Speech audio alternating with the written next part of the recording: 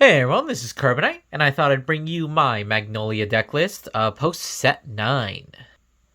Alright, so obviously going to be starting off with the ride line, and for this deck we are actually just playing the Magnolia ride line, the one we got all the way in starter deck 3, Megumi. So we'll just quickly go over it because this ride deck has been around for quite a while, so we'll just kind of breeze through the cards. So first up we have Lotte, which is your generic starter. It can be anything, honestly. We have Karis, who when he's ridden over by Lattice, you check the top card. If it's a grade 2 or less, you call it. If not, it goes into the soul. And then we have Lattice himself. When he's ridden over by Magnolia, you check the top card of your deck for a Soul Blast. And then if it is a unit card, you call it to rear guard. Doesn't matter the grade, but if it's not a unit card, then it does go to your hand. And then, of course, we have Magnolia, one of the first boss units for Overdress. At the end of the battle attacks, you counterblast 1. Choose one of your rear guards. It gets plus 5k, and it can also attack from the back row. And then if you Persona Road, you can actually choose 3 cards instead of just 1. All right, so when you're playing Magnolia, Magnolia has definitely been one of the few decks that's able to play around with a ton of different ride decks, basically everything that Stoichea has to offer. Well, almost everything. But I've kind of just decided to play the regular Magnolia ride line, even though, in my opinion, I think this is probably the worst Stoichea ride line in general. But I'm just playing it because there is one card in the deck that requires a Sylvan hornbeast Vanguard. So being able to proc that early is kind of a plus, not really, but it's there if you need it. And then the other reason is just because most of the time off these two, you're just going to be calling like a trigger unit, and it's going to feel really bad, especially if it's your over trigger.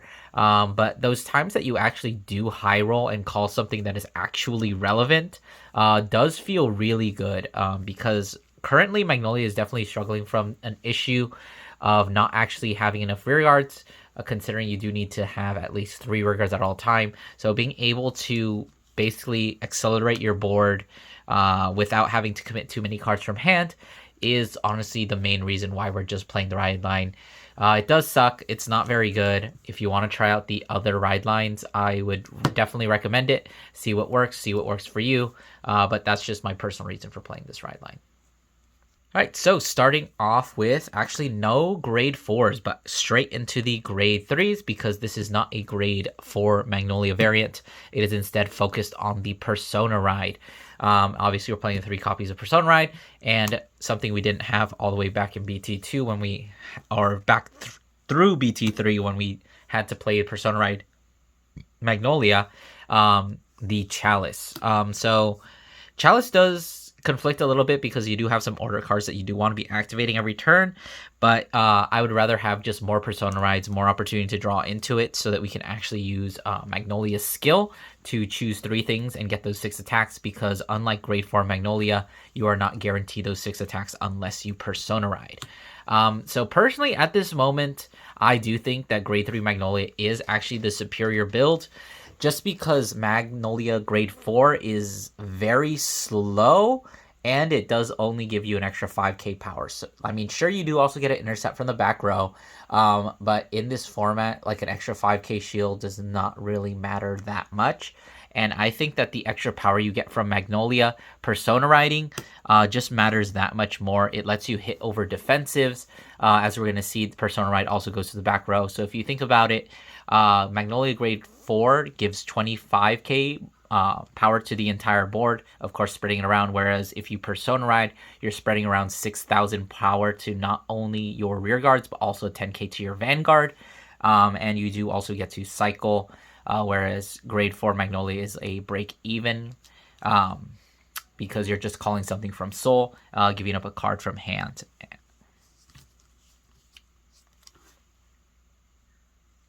Alright, so finishing off the grade 3s, we have Magnolia's partner in crime since the very beginning, the 4 copies of Inlet Pulse Dragon. So this card used to be so good in Magnolia that it did have to get choice restricted for a while.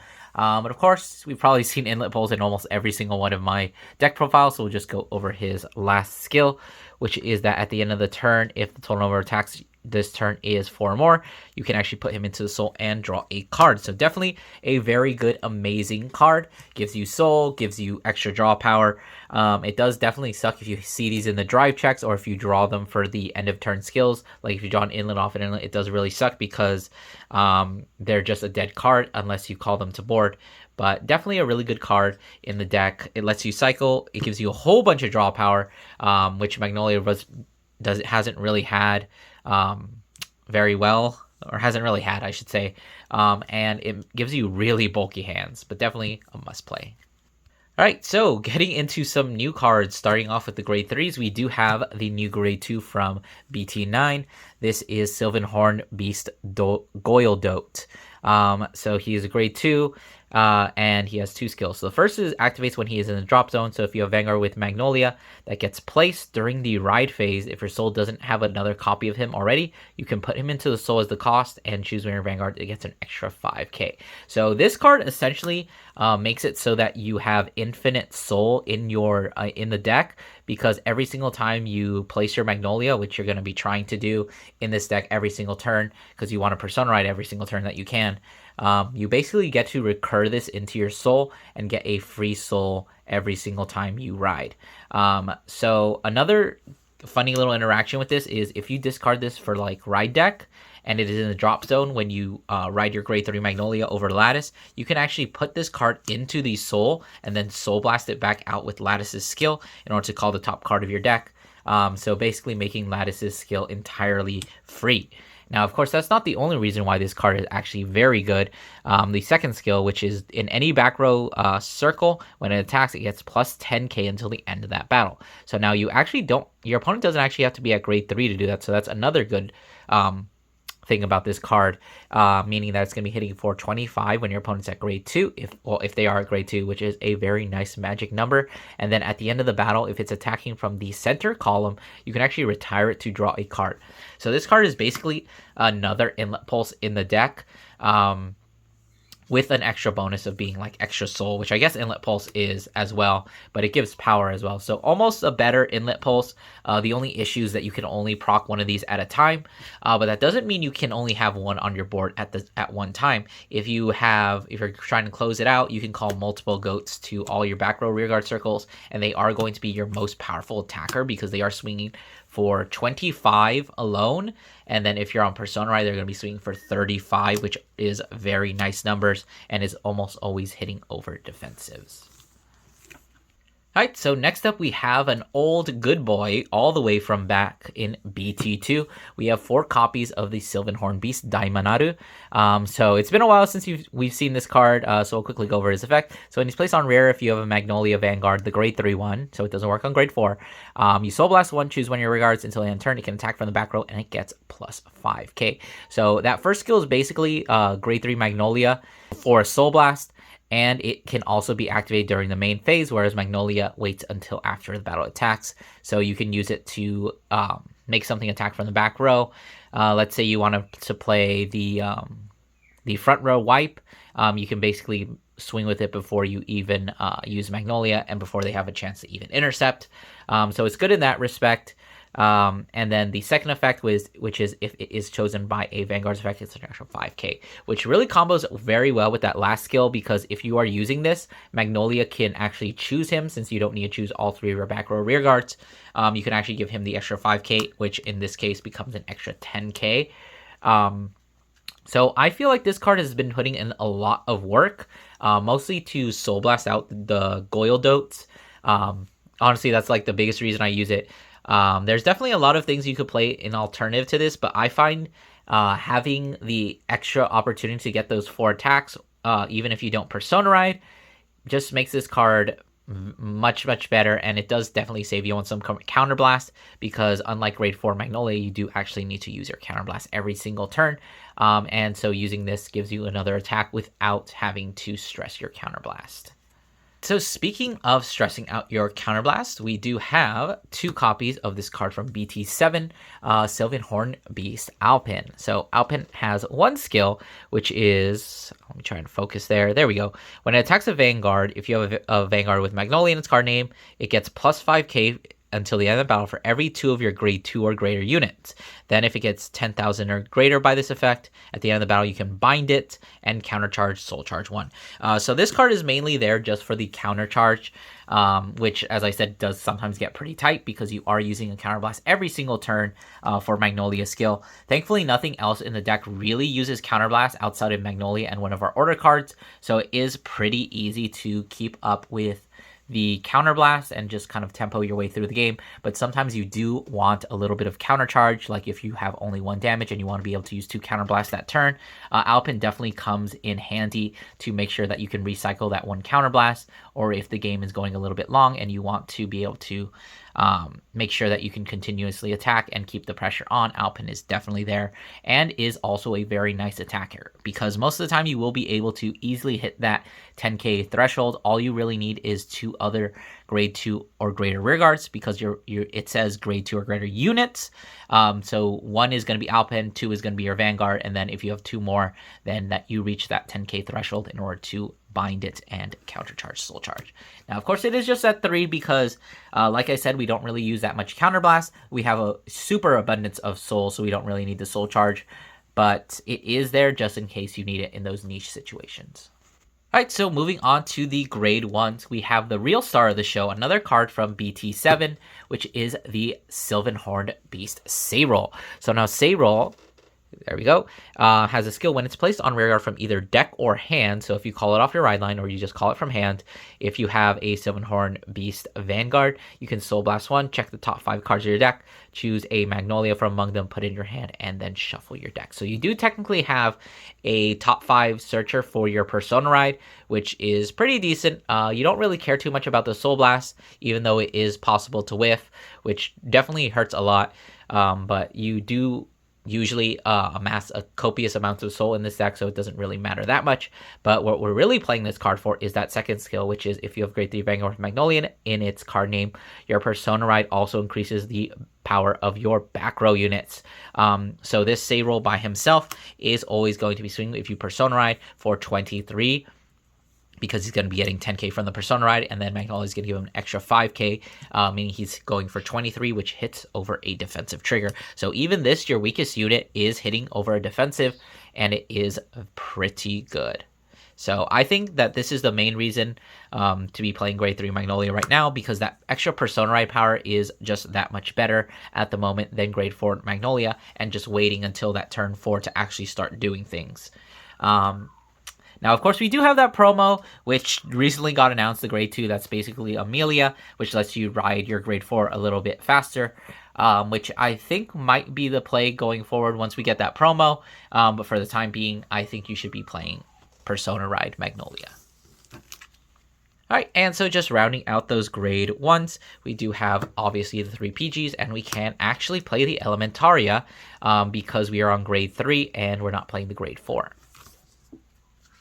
Alright, so going to be getting into some of the order cards to finish out the non-trigger units in the deck. So we do have 1 copy of In the Dim Darkness, the Frozen Resentment, which we've seen this card in a couple deck profiles, but it is a Soul Blast 1, check top 3. Choose 1 to discard, shuffle your deck, and then you choose a card with the same grade as your Vanguard or less, and then call it to rearguard circle. So definitely a very nice card. It gives you that nice deck thin if you're missing a certain card in your drop zone, unless you put it there. And it does also use Soul, which is the one resource in this deck that you have copious amounts of and do not care about. Unfortunately, only playing it at 1 copy. If you want to play around with the ratios on this, I would recommend definitely bumping this up if you have the space. But it is, or playing only 1 because it is just a 1-for-1. You play it, you lose the card, and then you get 1 back, which I think is, it's okay. It's definitely does in a pinch, but I think there's just one better order card that just does so much more. Now, of course, that order card is yet another card from BT2, one that really helped the deck out a lot when it came out, which is the 3 copies of Wild Intelligence. So this is a bit of an older card, so in case you don't know it, it is play with Counterblast 1. You discard the top 3 cards of your deck, choose 1 card with the same grade as your Vanguard or lower from your drop and call it to Rearguard Circle. But if your Vanguard is the grade 3 Magnolia, you choose up to 2 cards instead of just 1. So this is definitely, in my opinion, a very good card to be playing right now. It's always been a card that Magnolia has relied on up until we got the grade 4. Which is very good because it is just a free +1 to board, because you play this and then you get 2 more, because you're only going to be playing this when you're on grade 3, even though you could technically play it when you're on grade 0, but obviously that's not really good. So there's definitely been a couple problems with this deck where you have that random milling, so you're going to be milling a lot of things like triggers, PGs, but my argument against that has always been, think of it as like a soul charge, because a lot of the time, like, Dark States decks will freely soul charge, and sure, sometimes you will soul charge your triggers, you're going to soul charge your OT, you're going to soul charge PGs, but usually the value that you're getting off of that soul charge is so much more worth it than losing some of those triggers. I just apply the same logic to this. The only difference is you're actually getting 2 units for free. And it lets you toolbox your deck a lot more. It lets you do things like discard your inlets early for your ride deck, since they are no shield value in case you're getting rushed. And it just allows you to get back Goyledotes. It lets you reuse Daimonados. There's just so much utility in this card that even though it does have that Counterblast cost, thanks to the fact that we're only using that 2 cards that actually use Counterblast, I think that this card is a very vital card to grade 3 Magnolia right now. Alright, so getting into the trigger lineup, we are playing 4 and 8 crit. So this is a very aggressive deck. The faster you can get them to high damage, the easier it is to win, because you are attacking at least 4 times a turn, up to 6 times. So the more attacks you have, the more cards they have to commit. And then if you're hitting critical triggers and pushing them to 5 or 4, it means that they can't even rely on defensives as much, even though you do technically hit over defensives, which means every single attack is going to be asking for at least 1 card from their hand, sometimes 2. But just having those crits is very important, and the extra shield value is definitely nice. If you wanted, you could definitely tone this down to 7 crit and maybe 4 draw if you're a little worried about seeing combo pieces, if you're a little worried about not seeing more shield value, because this is a pretty combo-oriented deck where you do need to see a lot of your pieces, but thankfully we do have things like Wild Intelligence to both mill them and recur them, and a lot of draw power in the deck to see them. And a quick note, you technically don't have to play the Solon crits. I've considered I think that honestly you should just play vanilla crits, because they are 5k power, which does matter in some situations, especially since you're going to be calling these triggers a lot off of your ride line. Alright, so in that vein, we are opting to play just the 3 draw triggers, because, as I said, you are a bit of a combo deck. You do need to see some of the pieces. You need to see Sayroll. Hopefully you see Inlet Pulses. You want to see Goyledotes. You want to see Daimonados to extend your attacks. You want to see Persona Ride. So I think draw is just pretty good. If you are worried about shield value and you want to hit even harder, you could definitely try out Front. Definitely a good recommendation from me, but I personally just do like draws better, and just at 3 has been fine for me, because you do actually draw quite a bit in this deck and you're milling yourself, so the chances of deck out are actually a lot higher than you think. Alright, so just finishing off the deck profile, we do obviously have the 4 heals. As I say in every single one of my deck profiles, heals are up to your taste. If you want to play crit heals, double attack heals, which I don't think you really should, or even the new 20k shields from the BT9, go ahead and do that, but it's up to your preference. Think about what your meta is looking like and just choose your heals based on that. Alright, and of course the last card, your OT, basically just another crit in this deck, but also a very good card. I mean, you could technically play Olberia in this slot, because you are attacking 6 times and spreading 1 millions is actually pretty decent, but I think that just having the extra crit, draw, and front is just that much more impactful. Alright, so I wanted to take this little part of the video to kind of talk about some of the alternatives you could play, because as you notice when we're playing Wild Intelligence, you can actually make your deck very toolboxy and make it cater to be almost any deck. I feel like Magnolia specifically has like a lot of good counters to some of the meta right now. So let's go ahead and go over some of them. So starting out, I want to give a quick shout out to our boy Ginosla, all the way from BT1, who was our main playmaker for Magnolia back in those days, where he gets to basically counterblast one when he attacks from the back row and then give his power to something else.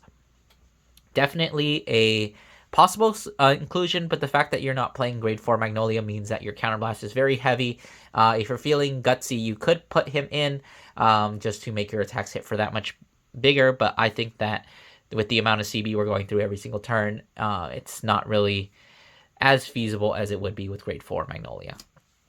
Next up, a definite good candidate for a slot in this deck is our boy Panthero from set 4, where if he's placed on rearguard, use Soul Blast 1, choose another copy of himself from your drop, and call it to an open rearguard circle.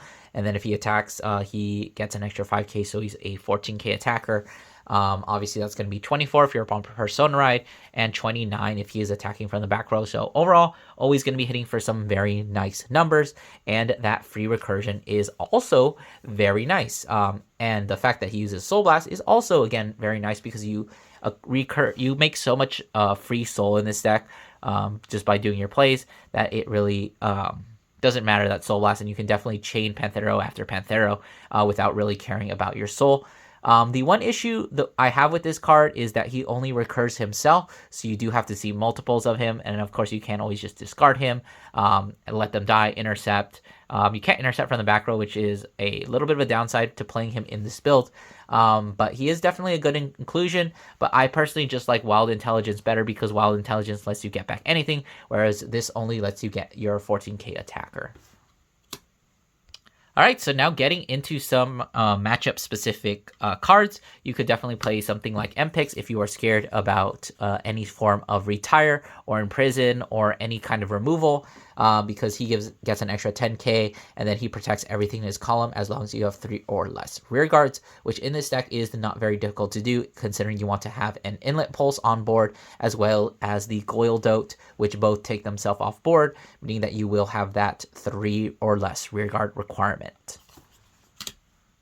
Next up, a little bit of a thing that I'm kind of considering is the Gobrag, where if something in the same column as him attacks, you can Soul Blast 1, give him 10k, and then your opponent's rear guards, you choose all your opponent's rear guards, and then when he attacks, your opponent can't call the same grade as the units that he selected.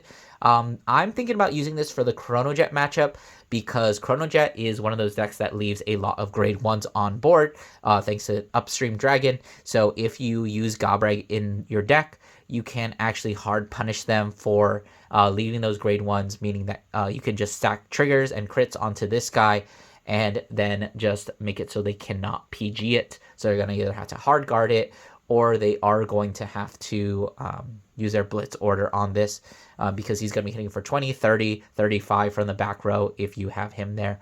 And obviously the soul, as I said again, is not an issue in this deck. And then for the Ava matchup, we do actually have another good boy from set 2, I believe. Yes, set 2. Oh God, I'm not going to say that. Bojalcorn, where he can counterblast 1, and then he gets the skill that if he attacks from the back row, it battles all the front row units at the same time. So this card is definitely one that would combo very well with Daimonadu, because you can just put him down, counterblast 1 during the main phase, call the Daimonadu, give him plus 5k, and then have him swing at the front row units before Magnolia even swings, so that they cannot even intercept for the Magnolia attack. So this is definitely a really good card in the Ava matchup. Wipes out their Obscurades and is swinging for decent pressure. If you are just not on a Persona Ride, he'll be swinging for 15, which is going to hit those Obscurades. And if you are on Persona Ride, you're going to be hitting for 25, which is going to kill those Obscurades and call for an extra 15k guard. So I figured I would just end off by discussing a little bit about what your main, what a really good attack pattern or board would look like. So we're pretending that we have these cards in hand, which is going to be your most impactful turn. So obviously we're going to be starting off by a Persona Riding. And then at this point, we do have the opportunity to use Goildote's skill to put into the soul, making our Vanguard at 28, which is a very nice magic number. So in this instance, we can probably we already have an inlet pulse in the drop zone, so we're planning to revive that with the Wild Intelligence. So one thing we could actually do here is call out the inlet pulse dragon and then call out the Daimonadu to Soul Blast out the Goyle Dote and give the Magnolia the extra 5k and the ability to attack from the back row, meaning that we only have to choose whatever is going to be here, say roll, and then we can actually have an extra choose option, which means we can choose a Daimonadu and give him another 10k instead of just the 5k. So going from here, we'd probably play our Wild Intelligence, Counterblast 1, mill the top 3 cards of our deck. Most of the time, it's going to be terrible things, say roll, order, heal, mail them to the drop zone, and then we are going to choose 2 cards from the drop zone since we are on grade 3 Magnolia, call them to rearguard circle. So from just that, we've used 3 cards from hand and completed a full board when we only had 1 unit in our board. Let's say if you didn't have the inlet pulse, let's say you would call this or this, and then you can just use that there. Let's just use Alpin for now, and we'll tuck the inlet pulse away for later. So with this board, you have 23, 28, 25, which is going to be 35, 35, 23, and 30. So in this case, you do have the smallest attack. We'd probably actually put the inlet pulse back here, because if he gets the power, it makes him that much better. Give him the power, although we would need to have one from hand if we wanted to use it there, but we could just put the power here. Oh, there's too many options. But just know that we have one thing that can attack from the back row, and then we're going to be giving the other 2 things that can't attack from the back row the ability to do so. So we are going to swing with, we do actually have this, which is 30, this, which is 30. Our Vanguard is actually going to be the weakest swing. So we're just going to swing with that first. We're going to need to have a pretend counterblast open. So we go drive check 1, nothing, drive check 2, nothing, counterblast 1. Since this can already attack from the back row, we're going to choose 1, 2, 3. This gets an extra 5k. So now we go 30, bind, soul charge, counter charge, 28, 23, 30, 35, retire, draw, and then we use inlet pulse skill to soul in and draw. Now we've cleared our board, we've drawn 2 cards, and then also with the drive check, we have another 2, so a total of plus 4 cards to hand. Alright, so that's going to do it for the deck profile. I hope you guys enjoyed. Definitely play around with the deck, because I think that is very toolboxy at the moment, and you can definitely cater it to do a lot of different things. The only issue is going to be finding the space to do it, because you do definitely want to be playing a lot of 4-ofs, and obviously playing those 4-ofs makes it easier for you to hit them. But if you feel that you need to tech for the meta, definitely go for it. This deck is a lot of fun and definitely has a lot more potential than I think people are realizing at the moment. But we'll see where Magnolia goes in the future, and I'll see you guys in the next video.